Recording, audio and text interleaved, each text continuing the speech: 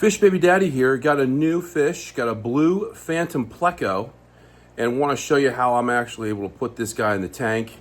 I'm going to do the plop and drop method. Okay, so what we're going to do is we're going to take this bag. We're going to let it float for at least 20 minutes. I like to go a little bit longer. I can let it go for probably about 30 minutes. And then what I'm going to do is I'm just going to get that bag so it actually gets acclimated to that water that's in the tank. So the two things that kill fish faster than anything are ammonia and dramatic changes into water temperature. So if we can actually get this fish to adapt to the tank water, then what we're going to do is we're probably going to give it a really good safe chance of actually acclimating. So I call this the plop and drop method, and the whole point of the plop and drop is real simple. All we're doing is that we're going to take this bag once it's acclimated, and we're just going to get the fish into the actual tank. I don't want any of the actual tank water.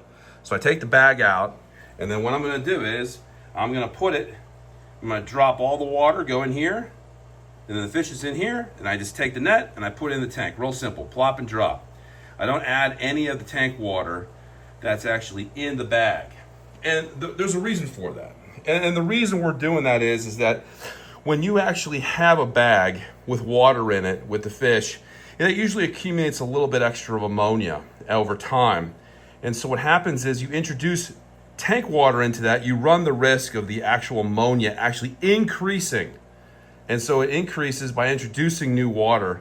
And if you do that, what's going to happen is you'll get an ammonia spike and you potentially kill the fish. So this drip acclimation that people do and these other things, you're actually just promoting the opportunity for the fish to actually die faster and get stressed out. So you're better off just doing this plop and drop method, and it's a lot safer for the fish itself. Something I really want to talk about real quick before I actually get the fish into the tank is we want to actually talk about where you're getting your fish. And I think it's real important to make sure when you get your fish, are they coming from an import directly from a foreign country, or are they actually been acclimated in a tank and been medicated for a while? So if they're medicated for a while, and what I mean by a while is that they've actually been rid of not only external parasites, but internal parasites. And typically, as a rough estimation, when you have internal parasites, you want to actually try to get rid of those with medications for about 3 weeks.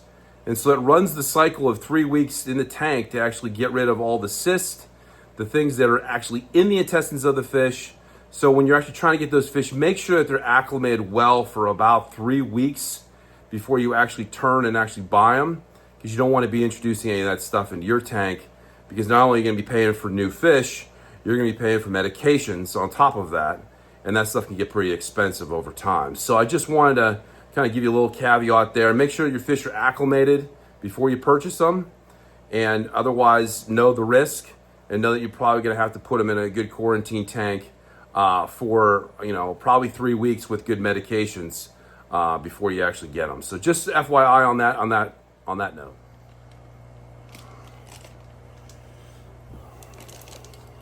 Okay, so you can see the fish. He's in the bag. You don't want to add any of that tank water, so I'm just going to cut this real quick.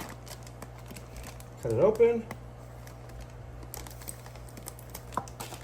Okay, so I got the bag open.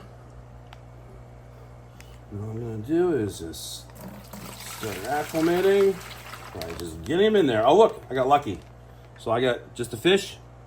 He's in the bag. And all I'm going to do is I'm going to put him in the tank. Okay, so now I'm going to put him in the tank, just real slow. And then he just goes right in, swims right in. Perfect. No issues. And he's already gone. That was pretty quick. So I got lucky there. Didn't have to do too much in terms of getting him in the net at all. I had all the water out of the bag, and I was able to just get the fish and he just slid right in. So that's actually a pretty smooth transition. So I'm just showing the net here real quick because I got lucky and I was able to actually get the pleco in without actually adding him into the actual net itself. Because with plecos, they have that barbed wire, that barbed needle that you'll see on the back end of their fins, and they'll kind of get jagged into this net sometimes.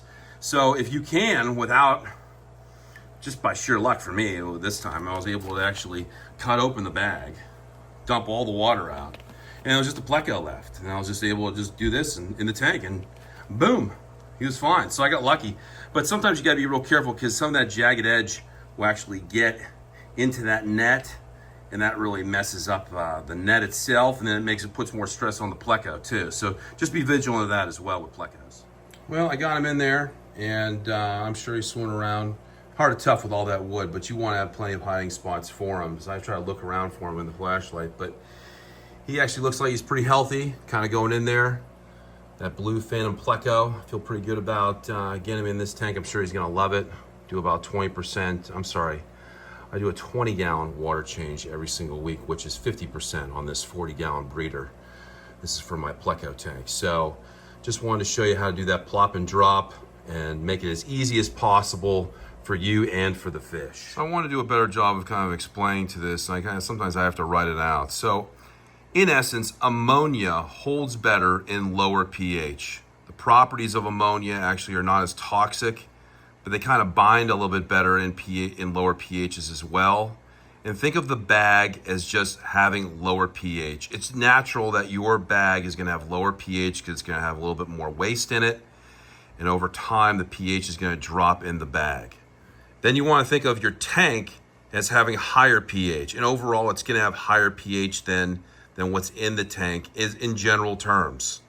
And so higher pH has a characteristic of actually having, if it gets ammonia in it, it's going to actually become toxic really, really quick.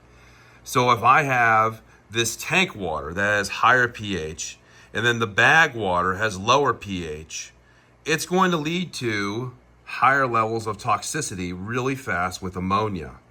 So I just want to write that out a little bit just so that you guys see it and it makes a little bit more sense. And hopefully that makes a little bit better, that's a little better explanation in terms of what's happening when we actually introduce bag water into, you introduce tank water into bag water, and we want to avoid doing that. So avoid doing drip acclimation, and you want to actually, the whole premise of all of this, when we talk about properties of ammonia in lower pH in bag water with tank water, is that we actually just try to do the plop and drop method.